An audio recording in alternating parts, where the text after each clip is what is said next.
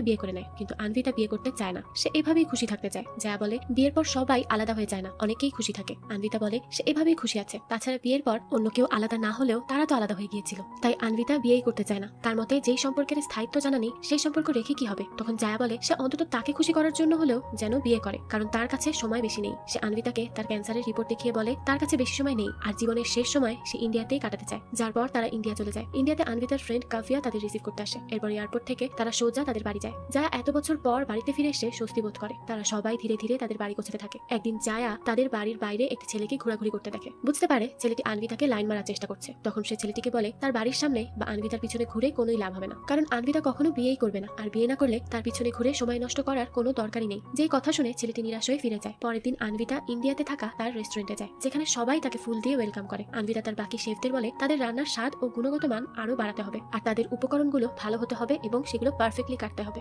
যার কাজের প্রতি ডেডিকেশন দেখে সেখানে থাকা বাকি শেফরা অবাক হয়ে যায়। এভাবে হাসি খুশি তাদের দিন কাটতে থাকে। আনভিতা একদিন তার মাকে তার প্রিয় নায়কের পোস্টার দেখায় এবং সিনেমা হলে গিয়ে সে নায়কের অনেক অনেক ভক্তের সাথে তাকে মুভি দেখায়, যেখানে জয়া অনেক খুশি হয়। এভাবেই তাদের দিন কাটতে থাকে। জায়ার টেস্ট রিপোর্ট দেখে আনভিতার মন খারাপ হলে জায়া তাকে সান্ত্বনা দিয়ে বলে সবাইকেই একদিন চলে যেতে হবে, আর সে যে কখন চলে যাবে সেটা না হয় তারা কিছুদিন আগেই জেনে গেল। এর কিছুদিন পর আনভিতা যখন রেস্টুরেন্টে কাজ করছিল তখন কাভিয়া তাকে কল করে, যার কল পেয়ে আনভিতা হাসপাতালে ছুটে যায়, কারণ তার মায়ের অবস্থা খারাপ হয়ে গিয়েছিল। আনভিতা তার মায়ের এই অবস্থা দেখে অনেক ইমোশনাল হয়ে যায়। তখন জায়া বলে আনভিতা সত্যিই বলেছে, সে একা